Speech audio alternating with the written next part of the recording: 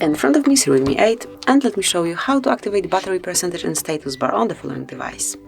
So, as you can see, currently it is active, but it's a small number inside the battery icon. To reach the battery percentage settings, just go to the settings, enter battery percentage in search area.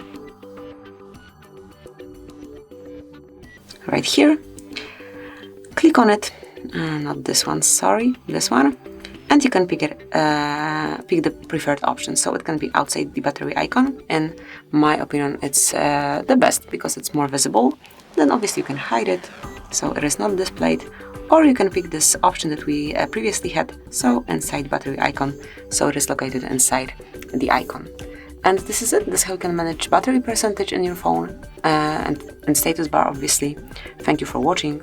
Please subscribe our channel and leave the thumbs up.